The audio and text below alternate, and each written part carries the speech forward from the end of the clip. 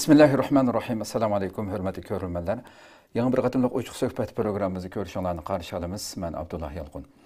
Qadirli görürmənlərimiz, həmmanlağı məlum boğandək, biz yıllardan bu yan bu proqramımızda milletimizə münasibətlik, davayımızə münasibətlik, xilma-xil temalarda şu sahanın mütəxəssislərini, onun içində alimlər, siyasetçilər, fəaliyyətçilər, hər xil sahalardan kişilərini təklif qılıb söhbət ötküzüb kelivatımız yıllardan bu yan. Bugün şunun cümlesinden tünügün elanımızda bəgəndək. Elbette bu ayınki 8. iyuldan 12. iyulgacha Gollandiyada bu təcavüzçülərin beşi bolğan bütün dünyaga bulutmuş Şərq Türkistanda insaniyyət təsəvvür qılğısız cinayətlərini sadır qılıb atqan, həmmimiz biladigan bu cinayət guruhinin qarı guruhlar deb qoyumuz qoyamdı. Şu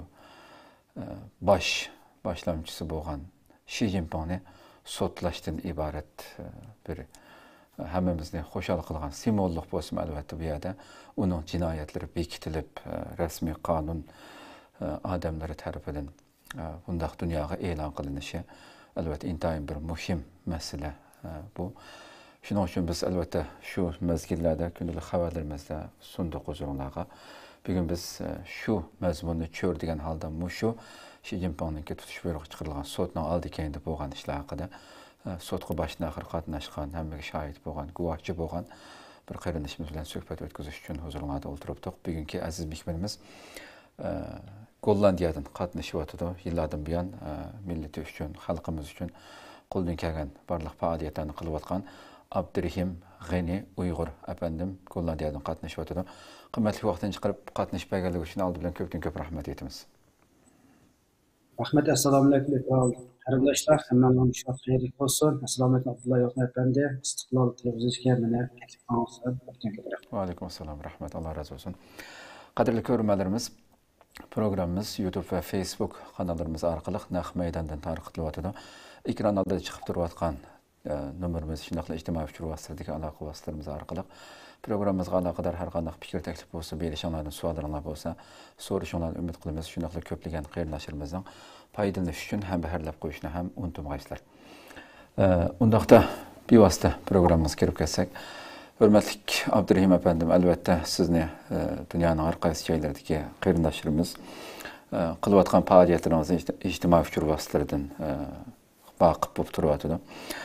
Istiqlol ekraniga bilishimcha tunji qatim suhbat o'tkazyapmiz, xatolashmagan bo'lsam. Shunga ko'rmalarımizga o'zingizni qisqacha bir tunishtirish bilan boshlagan bo'lsak. Rahmat. Assalomu alaykum hurmatli qarindoshlar. Abdurrahim G'ani Aqsu viloyatining Sharq Turkiston Aqsu viloyati Uchtarpon noyisida tug'ilgan, o'rta boshlang'ich shu yerda o'qigan. Kes atalmış Sharq Turkiston universiteti, aniq Lanjor universitetida o'qib, Aqsu viloyati pedagog maktabda ximiya o'qitishib ishlagan. Keyin xizmatni tashlab chet ellarga chiqib Gollandiyada yashayapman. Gollandiyada men bir analizchini, bioximiya analizchisi ishlayotgan 10 yil bo'ldi. Ondan boshqa men kirib turayotgandek vatanim xalqim uchun imkoniyatni yar bergan doirasida Dam maydonida Xitoy tajovuzchilik sharqdan aytgan irqiy qirg'inchiligini Amsterdam Dam maydoniga sayohatlarga tushuntirib anlatib kelyapman. Xo'sh. Ko'p rahmat. Undaqda shu sud albatta bugun butun sudning jarayonini bo'lgan ishlarni sizdan bevosita shohid bo'lgan kishi bo'lib suhbatingiz bilan sizdan anglaymiz.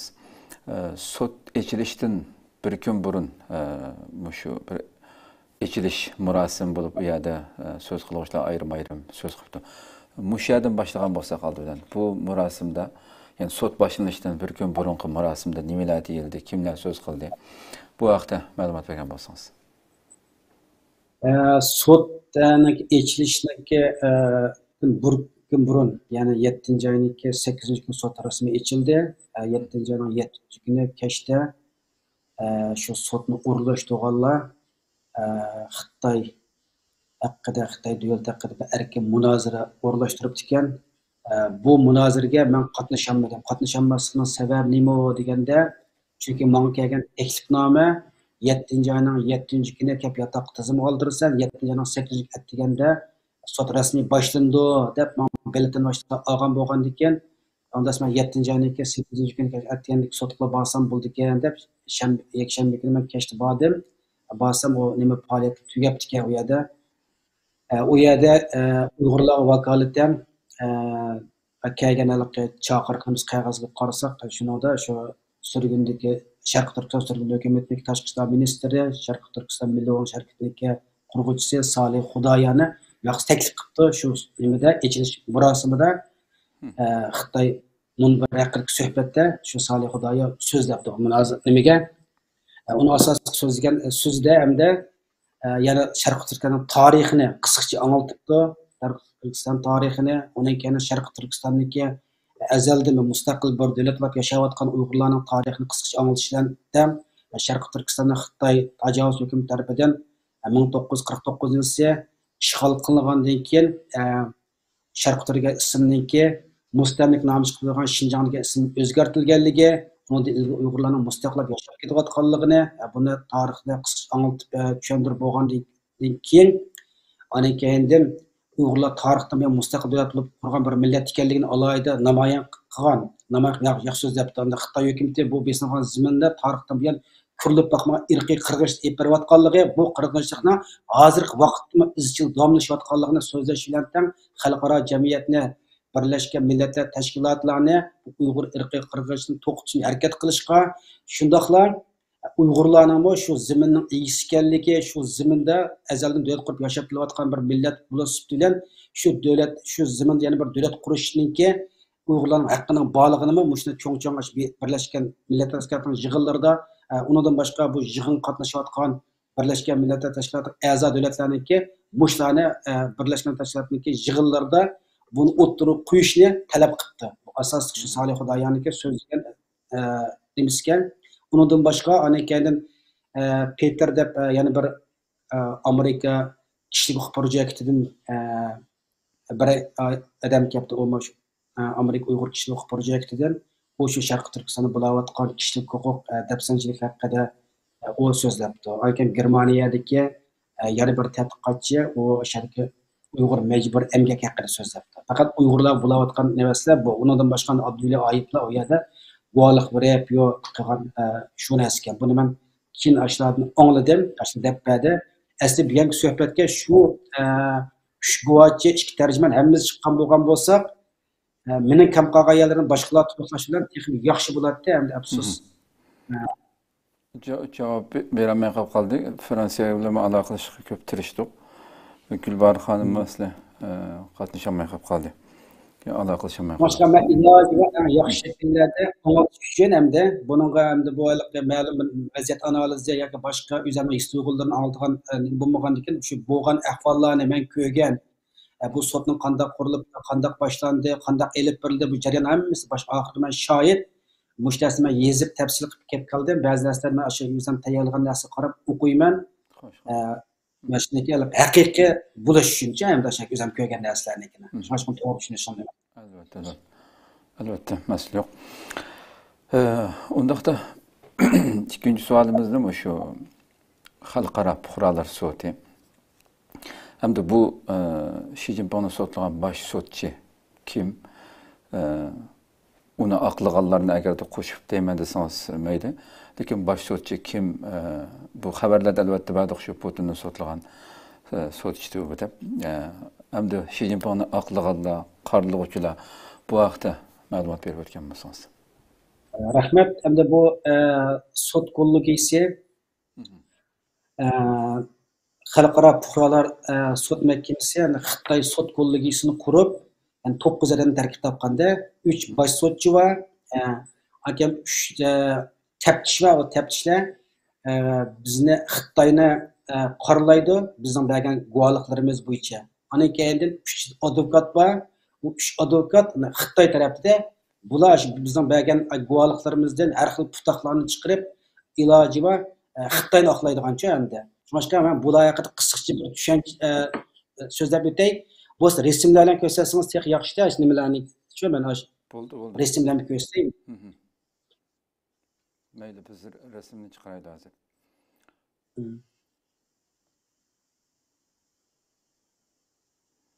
Bu şey. Baş o'ttirib o'tirgan baş sotchi, yoqa birinchi rasm. Birinchisi. Baş o'ttirib o'tirgan baş sotchining ismi Zak Yaqub. Bu Janub Afrikalik dangliq xalqaro sotchi. Janub Afrika asos qonun sud mahkamasi ishlab ekan. Bu Nelson Mandela tarafidan sotchilik olay tayinlangan odam ekanda bu. Uzun yillik tajribasi bor. Undan boshqa bu yana kasbiy sotchilik bo'lib qolmasdan balki irqiy ayrimchilik qarshi bir faoliyat ekanda, ya'ni aktivist, irqiy ayrimchilik qarshi aktivist. Bu bultu endi Rossiya prezidenti Putinni o'sha sotlab shuni tutish bo'yicha chiqargan. Shuning bilan bu odam don qozongan ilgari nurg'un sotlar qatnashgan odam ekanda, Putin sotlab Putin tutish bo'yicha chiqargan bu o'zi shu. Bu birinchisi. Ikkinchisi hamda buni yendi o'tgan oqchash qadama kompyuterni oldi o'tgan bu sotchi Steven Rapp. Steven Rapp Harvard universitetidagi qonun fanlari bo'yicha doktorlik unvonini olgan, uzun muddat advokat bo'lib ishlagan. U boshqa Amerika Kengash palatasi Adliya komitetidagi xizmatchisi va qonun maslahatchisi ekan bu odamda hamda. Undan boshqa u yana 2001-yili Rwanda xalqaro jinoyatlar sudi qatnashgan va 2005-yili u Rwanda xalqaro jinoyatlar sudining bosh taftishi bo'lgan. Ya'ni buni Rwanda qirg'inchiligimi bu odam o'zi sotlab hammasi shohid odam ekanda.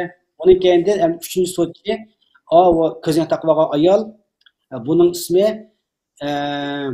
Blaviniga Foniska. Bu Sri Lankalik ayol ekan.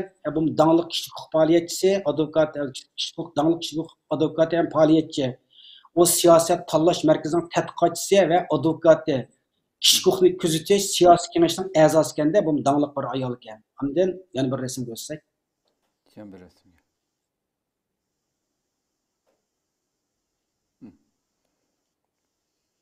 Ma'nodagi ham yonda turgan birinchi rasmdagi odam. Oldi qora kompyuter va bu.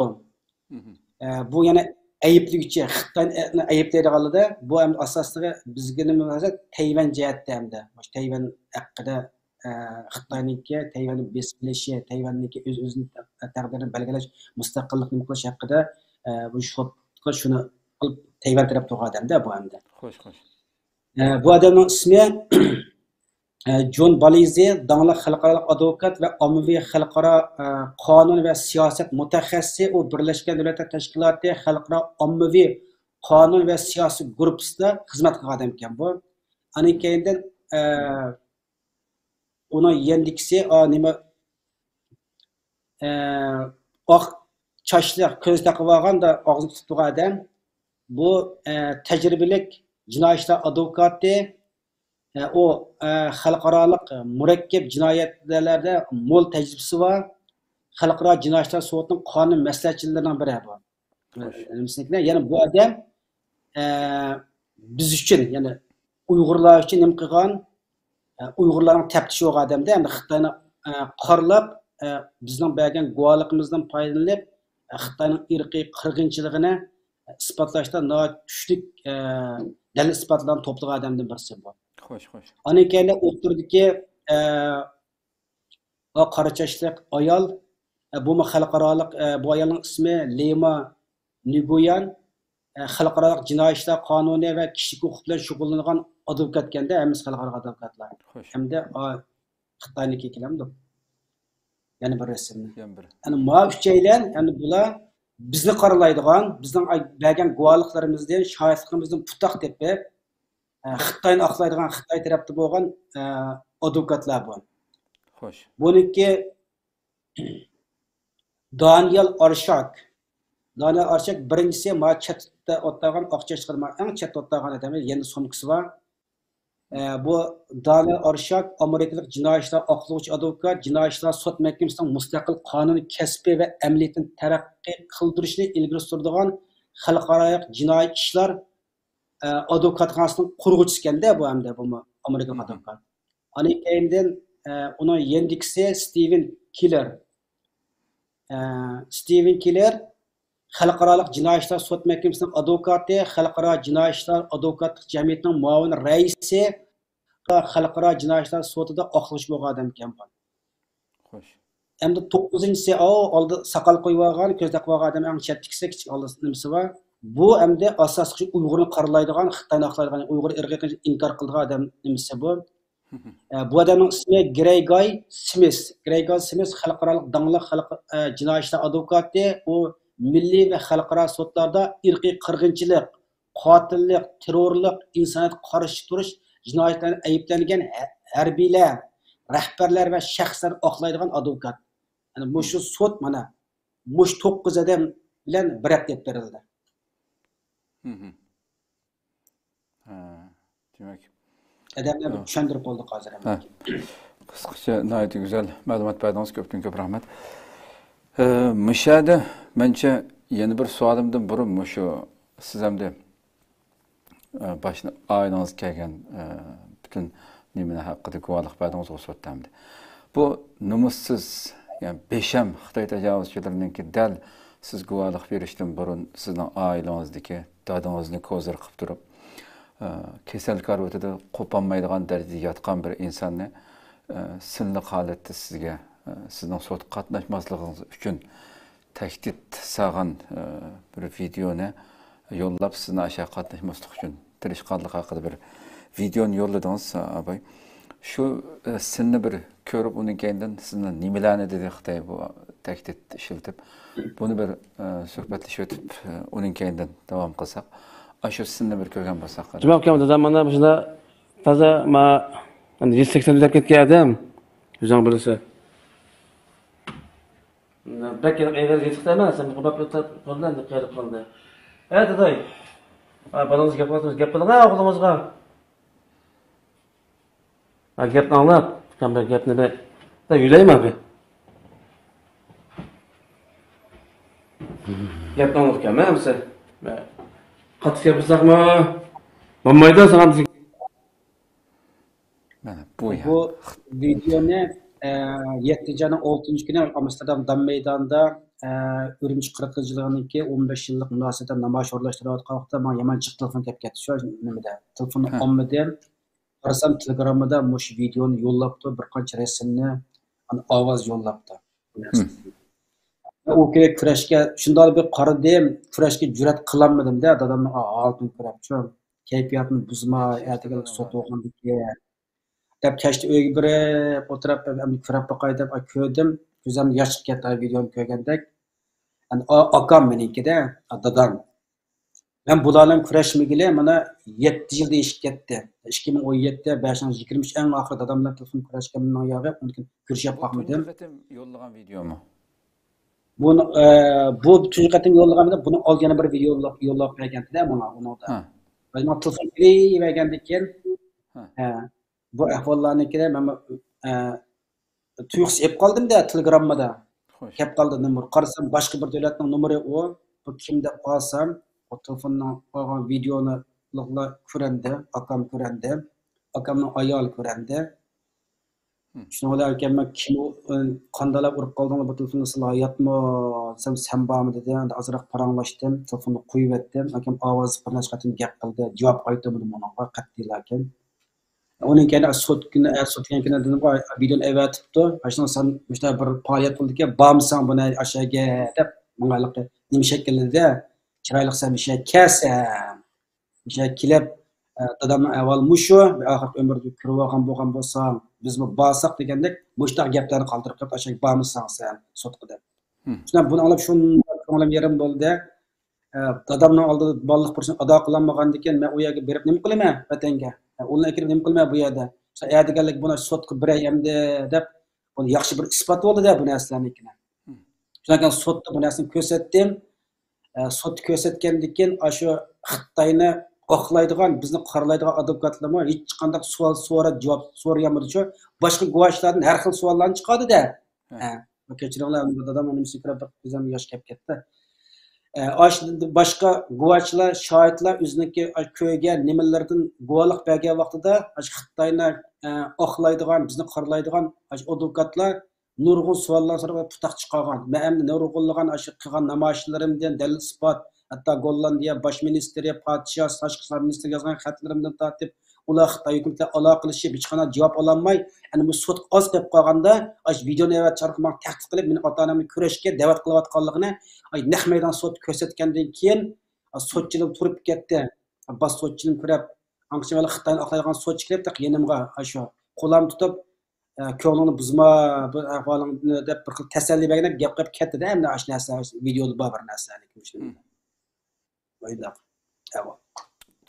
Uni bir kuchli isbot bo'ldi endi. Ashada tutib turdim-ku, nimamda ko'rgan bo'lsangiz, 19 oila a'zolari nimasi. Mana mushta bilan 7 yil bo'ldi men kurishamidi. Va dasnikida mening telefonim butun dunyo qo'lida. Nima uchun men ota-onam urib tuqqanim ulanmaydi? Xitoy hukumati menga o'xshash millionlab Uyg'urning ota-onasini vayron qilib yotdi oila nimalarnikini.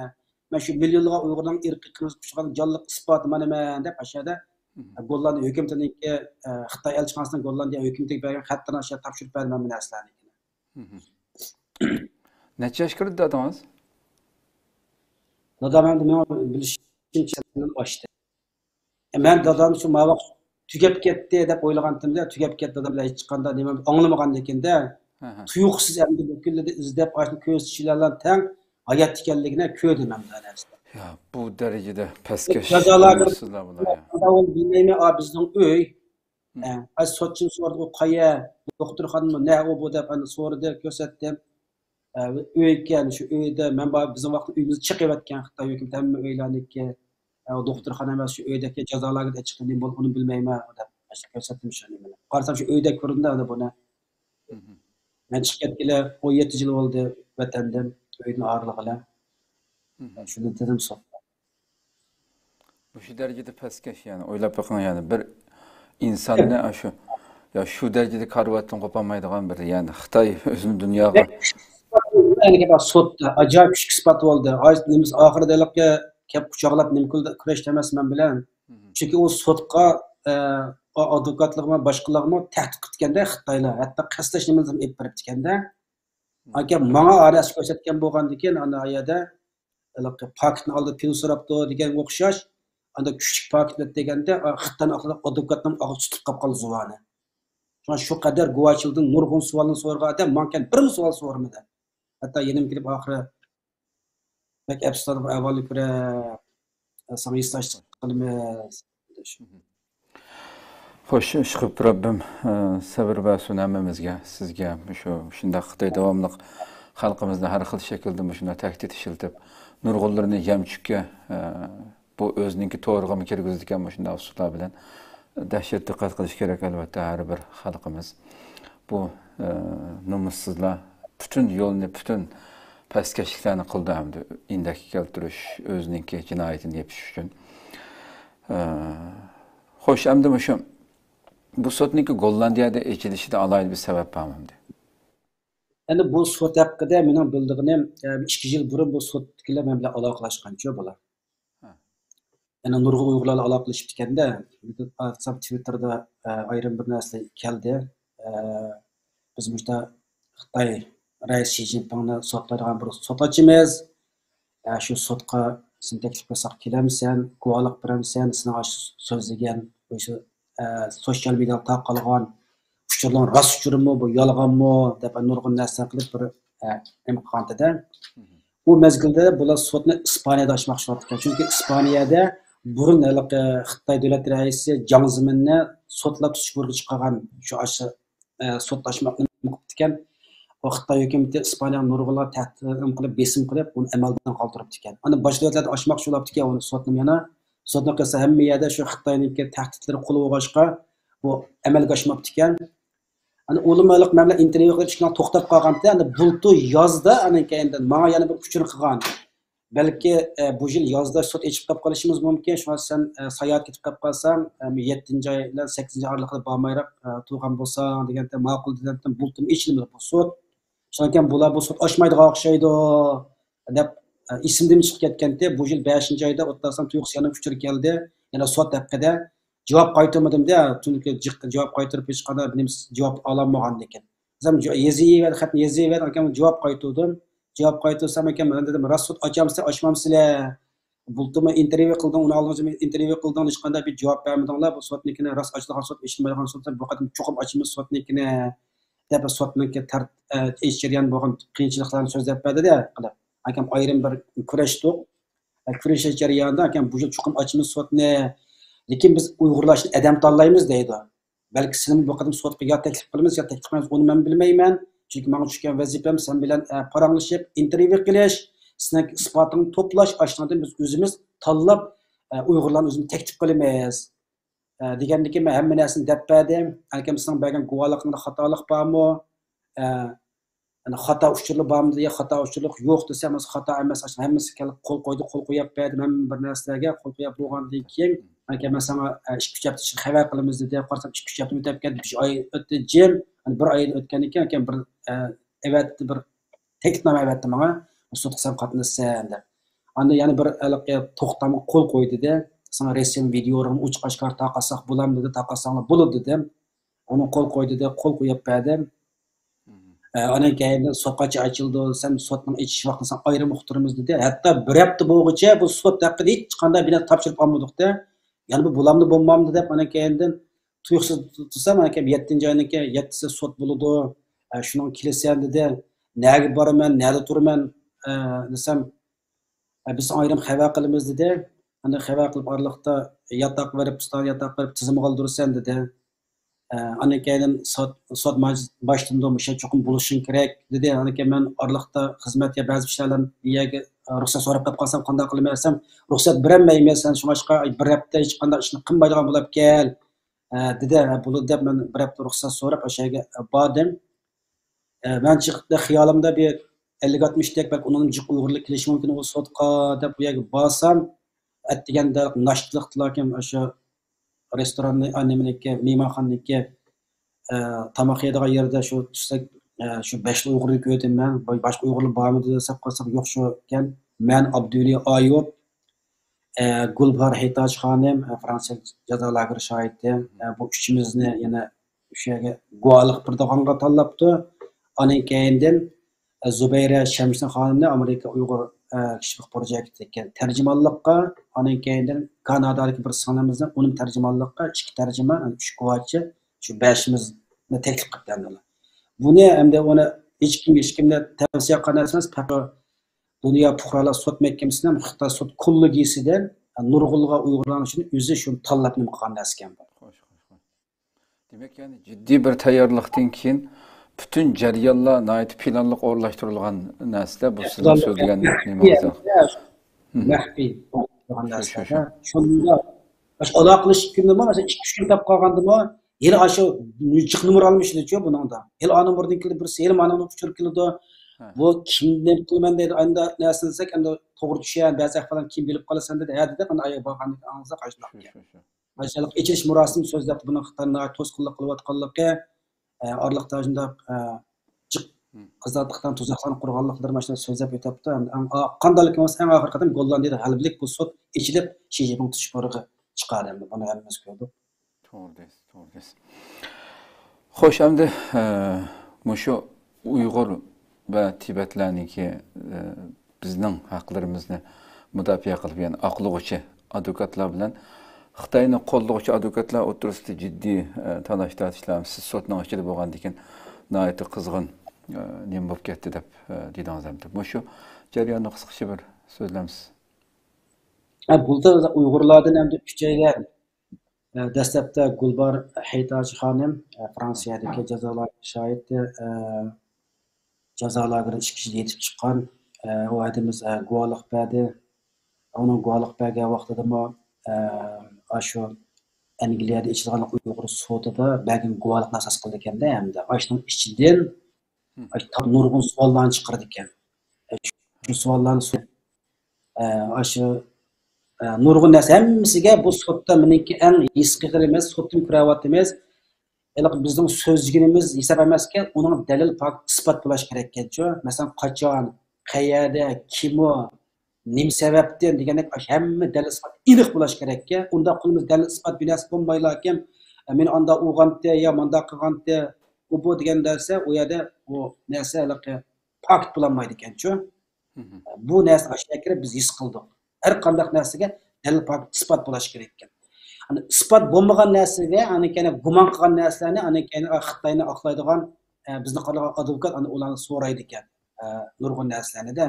Masalan, buni aslida shu shohidlar o'zi chiqarib so'zlab bergan pek yaxshi bo'ldi-da. Eng oddiy bir misol deb bersa, masalan, shu Gulbar Etaj xonimniki shu Urumchida o'quvchilar harakati bo'lgan vaqtda 80 shundan qatnashib ketganda hamda. Shu nimada bor. Shu mezgildagi ba'zidan so'radi masalan shu narsani. Mana anda bo'lganmi, manda bo'lgan, sen manda deb kelsa, manda degandek jazolarga nimtik ahvollikni oyinda putuq chiqarib, anda so'rgan nurg'un narsa bor. Anda o adimiz noyat dal kuchlik dalil isbot paketlar bilan o'ttirib qo'ygan narsalarnikini ondan oxiri bizniki taftishniki kuchlik dalil isbotlar bilan norozilik bildirish aniq qarshi tarafning advokatlariga mat qildi-da u yerda. Ashunda bo'ldiki sud hayotimda tunji qadam sud qatnashib beqishim. Ya'ni ki bu xalqaro bir sudda, u sudda o'tgan hammasi o'tgan savol u yoqdan bu yoqqa asosini qilib so'raykan savollarni. Qadam tamtirab qoladi ekan. O'zi da'vat qoidasini adam qilib qolgan ahvollar bo'ldi ekan. Xo'sh. Demakchi, endi sudda dalil isbot paktni asos qildi ekan. Biz ishimizga bizning azob uqubatlarga qaramaydi ekan, dalil pakt isbotni asos qildi. Dalil pakt isbotsiz hech narsa sudda tutirib turolmaydi ekan. Xo'sh. Bu sizlar masalan 3 guvohchi tanlangan siz va Gulbar xonim, Abdulla Ayub masalan bu uchonlarni yani kimlar tarafidan tanlandinglar sizlar masalan? Bu uchimiz avval dedik-ku, nimasinikilar tanlangan narsa bu biz emas. Biz o'zimiz tanlamadik. Ashlar nurg'un Uyg'urlarni suhbat o'tkazibdi-ku. Suhbat Angliyadagi Uyg'ur sudida guvohlik bergan ashlarning yozma shaklda yollarni ko'rama narsani, shuning ishini o'zi tanlabdi uni. Men hayron qoldim, o'sha eng kamida bir 50 Uyg'ur, yani bir Xi Jinpingniki jinoyatini bekitish uchun hamda Uyg'ur irqiy qirg'inchilik shohidlar uchun bir qirg'inlik Uyg'ur balki undan jiq Uyg'urni taklif qildigan o'xshadi. U yerga deb borsam shu ko'rganim shu shohid tarjimonni ko'rdim. Buni hammasi shu aban degandek xalqaro fuqarolar sud mahkamasiniki Xitoy sud kollegiyasidagi bir guruh odamlar shu o'zi tanlagan narsa ekan bu. Xo'sh. Undaqda ham shu sudda ilgariki siz degandek Londondagi sudda guvohlik berganda bu Adrian Zenz har doim shunday cho'ng faoliyatlarda o'zining tadqiqotlarida Xitoyning jinoyatlarini pash qilib kelyotgan nurg'un dokladlarni e'lon qilib bu sudda yana Adrian Zenz va yana bir tadqiqotchi so'zlagan temalarni nimalarni dedi bu yerda uni qisqacha bir anglab o'tsak. Adrian Zenz hamda bu yer Adrian Zenz guvohlik berdi. Uni keyindan nima Angliyalik yana bir tadqiqotchi u guvohlik berdi. Sophie Richardson xalqaro kishilik huquq kuzatish tashkilotiga raisi Xitoydan guvohlik berdi.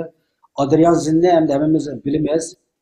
Xitoyniki Sharqiy Turkistonda olib borgan irqiy qirg'inchiligini haqida ko'proq tadqiqot olib borayotgan, ham u jihatlar eng ko'p material to'plab tadqiqotlarni e'lon qilgan bir germanlik tadqiqotchi bu o'ziniki tadqiqot nimalarni Xitoyniki Sharqdan olib borayotgan jazo lageri atalmış tarbiyalash lagerida Uyg'urlarni tarbiyalab u yoqdan yana majburan kelib undan keyin ishki o'rkilarga ishlamchilik avatayotgan ishlarnikini ayollarni tug'mas qilayotganligini mushlarni hammani dalil isbot faktlarni o'ttirib qo'ydi Adrian Zenz o'sha nimalarga Xitoyniki oqlovchi Xitoyni oqlagan advokatlarning nurg'un savollarni qo'ydi. Adrian Zenz o'zining dalil faktlarni u narsaga o'zini sifatlarini o'ttirib qo'yib uni qildi. Keyinidan u nima Angliyalik yana bir tadqiqotchi o Angliyadagi bir universitetniki doktor ekan. O bizniki Xitoydan 10 necha yil turibdi ekan, bizning Sharqiy Turkistonga beribdi ekan. Turkistonda ham xeyli uzun mezgil Sharqiy Turkistonda yashab ekan, Uyg'urlar yaxshi bildi ekan. Hem Xitoy hukumatniki diasporadagi Uyg'ur harakatlarini bostirish haqida tadqiqot yapgan odam ekan. Bu odamniki undan boshqa ana buningki bergan shu guvohligi ash o'ziniki Xitoy hukumatniki chegara otlab chegara Uyg'ur harakatlarini bostirish, ularga ziyonkashlik qilish qatorliq narsalarnikini o'zining to'plagan yapgan tadqiqotlarini ashyoda o'ttirib qo'ydida. Bundan kuchli isbot bo'ldi. Yani Xitoy hukumati yolg'iz Sharqiy Turkistonda emas, chet ellardami Uyg'urlar tahdid qilayotganliklarini buni so'zlab o'tdi. Akan men shu namoyish qilish jarayonida bir qancha qatam Xitoy hukumatining Gollandiyadagi anda shpionlar degan nurg'un nimalardan tahdid qilgan. Masalan, o'ttirman deb necha qatam Xitoylar Amsterdamda jidal chiqadi, Xitoy chiqadi, jidal namoyish qilgan ashadin jidal chiqadi, nurg'un narsalarni. Men Gollandiya hukumatiga meni qo'g'dash haqida bir narsa topshirgandim. Hatta soqchilarga shu qatim anzi ma'lum qilgan. Ashuni ularni isbotlayapti. Mush isbotini ash odam texnik kuchlantirib berdi-da mana ash nimada qanda. Chet ellik Uyg'urlar Xitoyga qarshi harakat qilib qolsa, Xitoyniki tahdid uchraydiganliklarini dal isbotlagan uni o'ttirib qo'ydi. Ana kishilik huquq tashkilotini xalqaro kishilik tashkilotidagi Sofiya Richardson xonimi ashadagi xalqaro kishilik huquq tashkilotlarining tayyorlagan raportlarida asosan shu yerda bo'layotgan kishilik huquq tafsirchiliklarni uni dalil isbotlardan o'ttirib qo'ydi. Yani bularning hammasi qo'ygan narsalar uzun jiq temalar, bu narsalarni qolgan nimasligini nimada ko'rsatdi, naq maydon bir narsalar bor. Hammasi hamda tadqiqotchilar keladigan o'zining shu yapgan tadqiqotlarni o'ttirib qo'ydi ekan. Endi ular Xitoylik advokatlari ularni savollarni so'rayotgan, shularni tayyorlagan birlikka Allohga yarim soatni o'qiydish narsani. Ashundan har xil so'raydi. Adam foydalib ana bizniki taftish ana ashundan foydalib ana keyin Xitoy advokatiga radiya berdi degandek mushkul shaklda davomlashtirdi. Shu. Haqiqatan yani masalan shu 4 kun jarayonida kunda qancha soatdan ichildi sud masalan? Kuni 9 başında saat 5'te gitti, saat gayet kunları 5 emas, 6 gacha erib ketgan vaqtlari bor. Kuni boshida 6 gacha. 6 gacha. Ba'zi misol ish faqat qo'yalari va ana sudqa masalanga nimasi dastlabda buniki Uyg'ur, Tibet, Xitoy demokratchilar, Xitoylarniki, Falun Gongchilarniki, aning keyin Janubiy Mongoliya mushtarni eklib nima qilib deb bakanaki ularni qilmadi ham. Nima uchun qilmadi bilmadi. Uni qilmadi faqat shu advokatlar bilan o'tirib qo'yibdi-da masalani. Advokatlarim yo'q, ularning ismi yo'q. Aşağıda şu Tayvan aning keyindan Uyg'urlar Sharqiy Turkistondagi qirg'inchilik, aning keyindan Tibetdagi shu 3 nuqtada olib berildi. Birinchi kuni 1,5 kun Tayvanniki, 1,5 kun ishkili Tibetga bordi, uning keyindan biz Uyg'urlarniki nima qildi. Uzun uslab ketdi bu. Tibetlardan yamanchiq savollar so'rab degandek. Shu 3 yerda bo'lgan 3 advokat bor, 3 advokatniki taftishniki, birisi bizniki, birisi Tibetlarniki, birisi Tayvanniki. Xitoy aqlaydigan 3-dan keyin birisi Tayvan qarshi. Xitoy aqlaydi, yana birisi aniki nimaga qarshi? Tibetga qarshi. Yana birisi Uyg'urlarnikida hamda. Boshqa halqi Rim ahdnomasi qarshi Xi Jinpingga 12 turlik jinoyat bilan sud nima qilganda 11 tur o'tdi, 1 tur o'tmadi u yerda. Bir tur o'tmadi. Shu bir tur o'tmaganda nima degani masalan anga steplaydi hamda Tayvannikini Tayvanniki halqi nimasi mustaqil bo'lish o'zining taqdiri belgilash haqida Tayvanniklik mutaxassislar uni so'zladi. Akama Tayvanniki taftish nima qildi bu narsalarnikini. Qilgandan keyin ular dedi masalangida Tayvanni xalqaro qonunchilik e'tirof qildi. E'tirof qilgan davlat jiq, e'tirof qilmaydigan davlatlar jiqma. Birlashgan Millatlar Tashkilotida nima uchun Tayvanning nimasi yo'q? U bu degandek ashta qilish orqali Xitoyni oqlaydigan advokat ashta savollarni qo'ydi ekanda. Ash bir narsa Tayvanniki nimasi nimada o'tmadi-da, shu 11 deb o'tdi.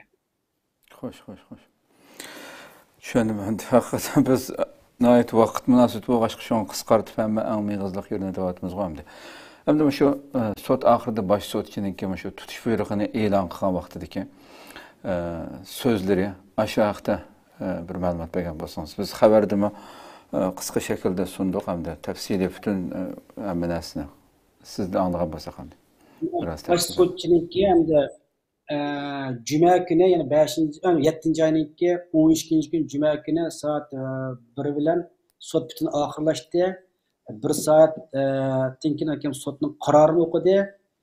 Xi Jinpingni sotlagan baş sotchi Zak Yakob sotninki bütün jarayonlarini o'qib chiqdi bu odam.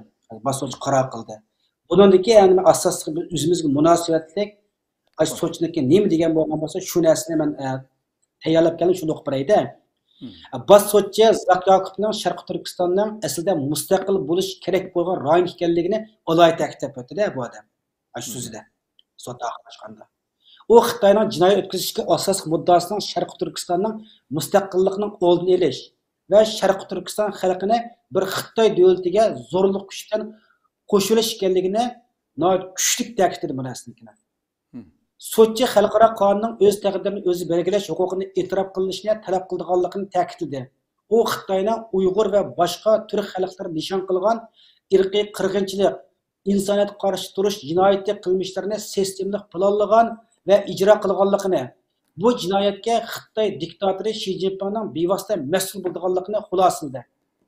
Sotchi davomli elib borilayotgan Uyg'ur qirg'inchiligi Uyg'ur millatini butunlay yo'qotish maqsad qilgan o'zliksiz hujum deb alohida ta'kidladi. Endi mana shu undan boshqa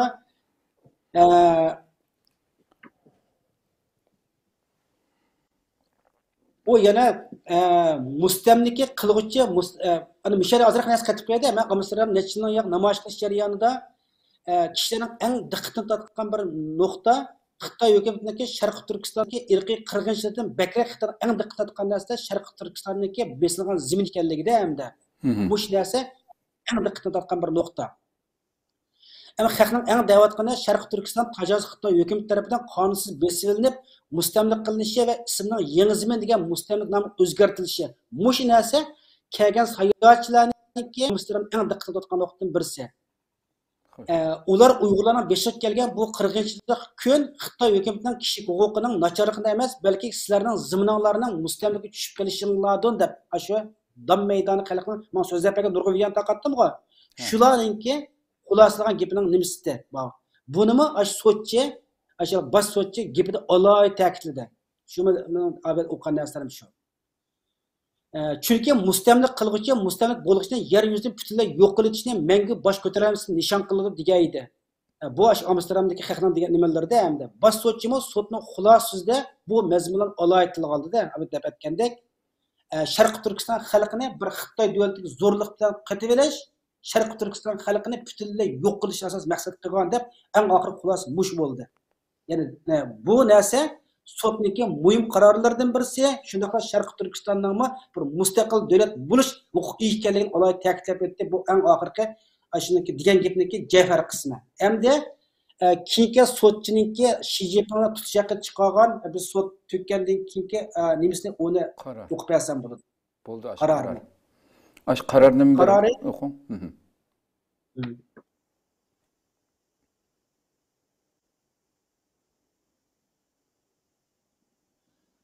Sotninki tutish buyruqning asos mazmun tuvandikicha Xi Jinpingni qo'lga olish buyruqi.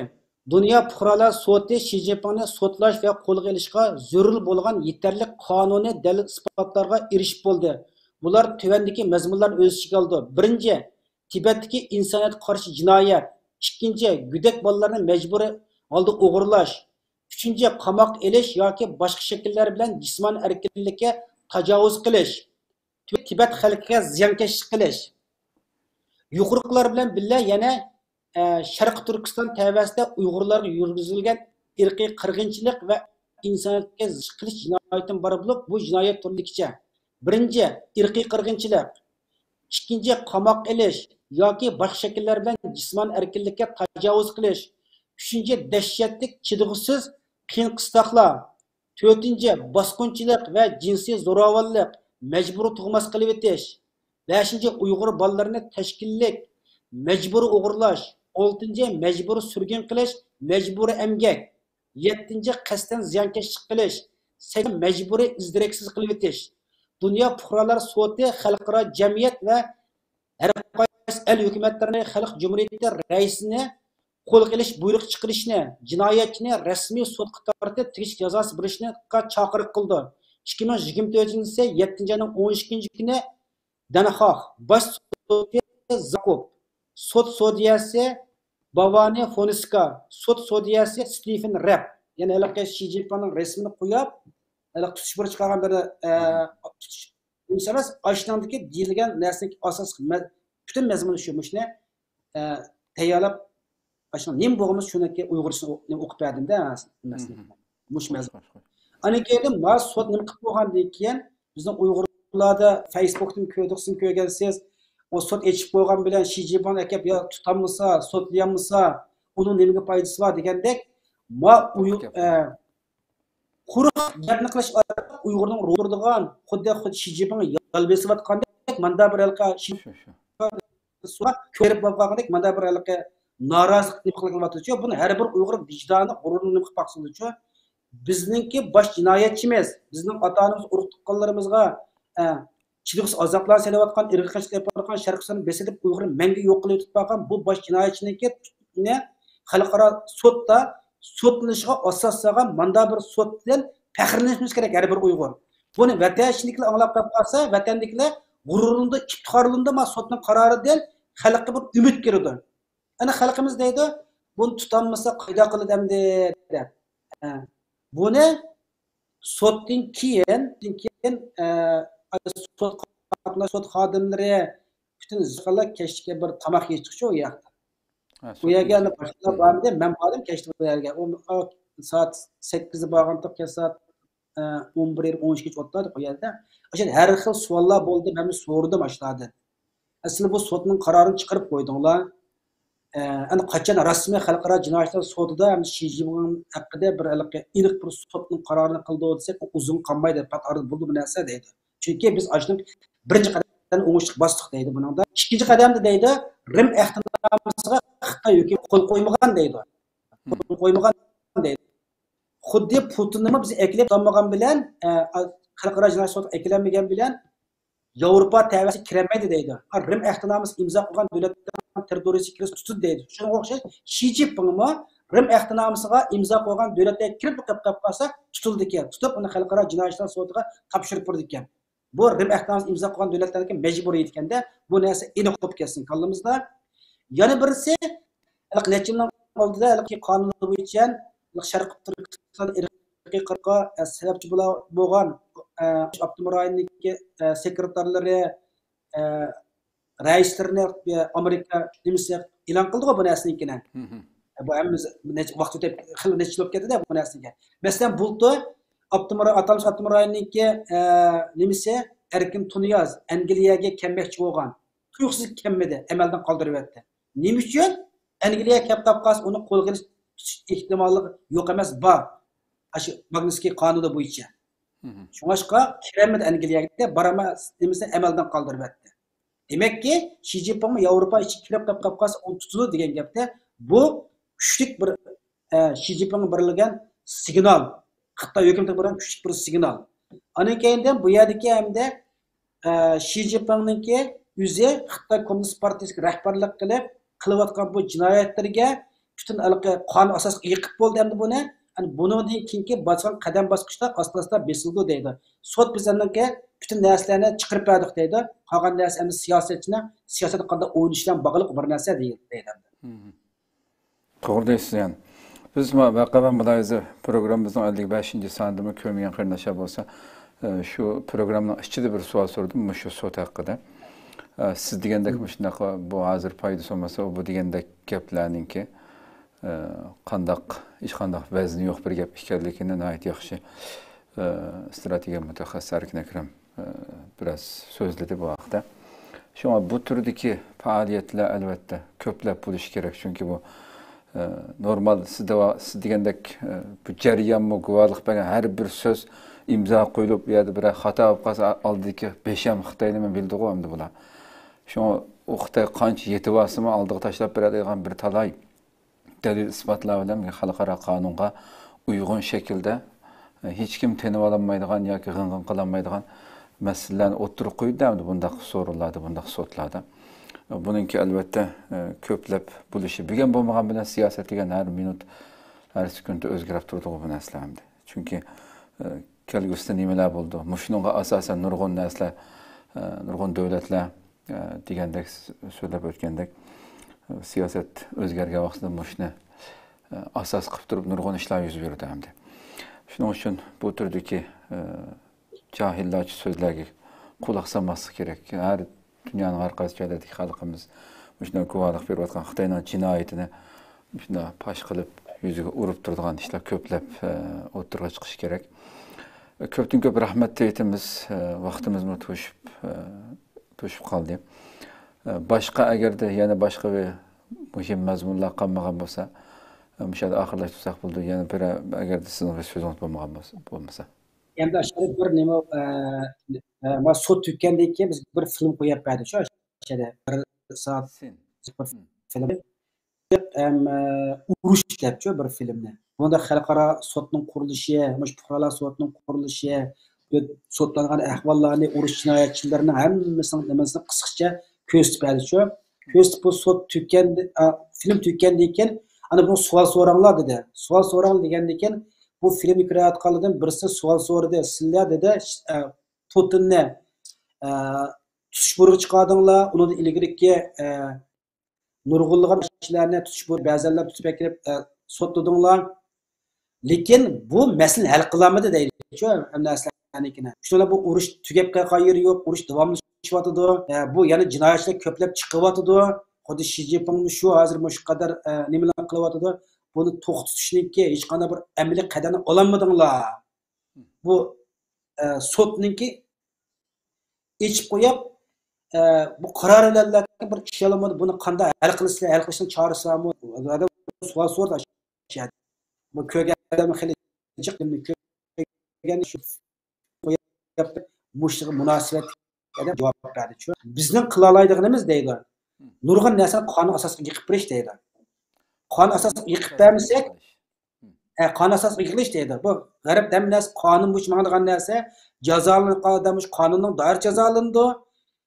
Endi urushni to'xtatish tarixdan buyon bor bir narsa, uni darhol biz to'xtatish kelmasmi, lekin jazolash bir narsa qo'ldan keladi.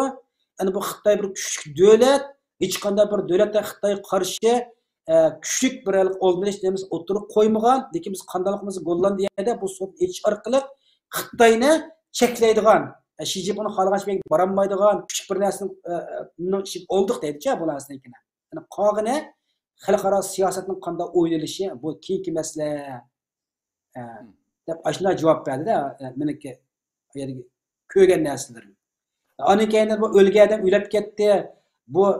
Buning qanday bir nimasi yo'qmi desa, uning keyin qadamlarda rasmiy xalqaro jinoyatimiz qilib qo'ygan to'lam deydigan nimasi va urush jinoyatchilari haqida bu narsa bu keyingi qadamlar. Lekin biz shu Xi Jinpingni sotlaydigan butun nimalarniki qonun asosini qilib berdik. Pat'iqni xalqaro jinoyatchilar sotida buni yana qayta sot echiladi. Uningdan boshlangan qadamlar va biz sotchilik vazifamizni ado qilib bo'ldik. U keyingi ishlar endi keyin qadam uniga men bir narsa dilamayman deb asha bo'lgan ahvolimiz shu. Ko'pdan ko'p rahmat, qimmatli ma'lumot berdingiz. Rahmat, Alloh rozi bo'lsin.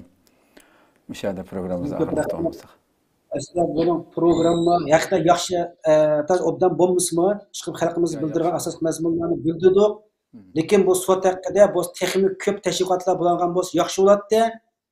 Chunki biz bir azroq bo'lsa umidlantiradigan gap shu bir jinoyatchinimi, jinoyatni javobgarlik tortgan bir o'rinning borligi.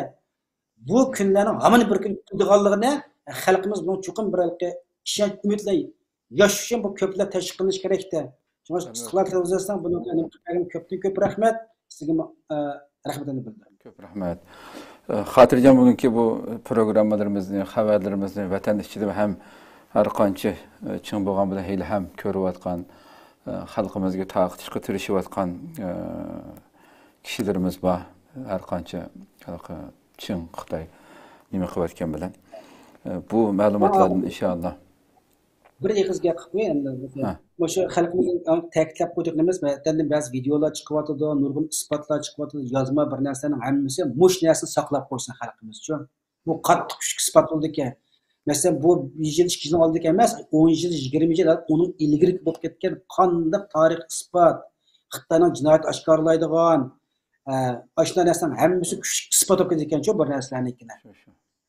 Sud ko'rdik, sud ko'rib biz quruq so'zlagan, vaqirgan, jaqirg'imizmi, damal haqni hisob qo'zg'agan ekanmiz, lekin Xitoyning jinoyatini oshkorlashda xalqaro tutlab turgan narsa isbot yig'saq bo'g'idi ekan degan narsani hammamiz sud qatnashgan bashimiz yakillashmoqchi bu narsalarni.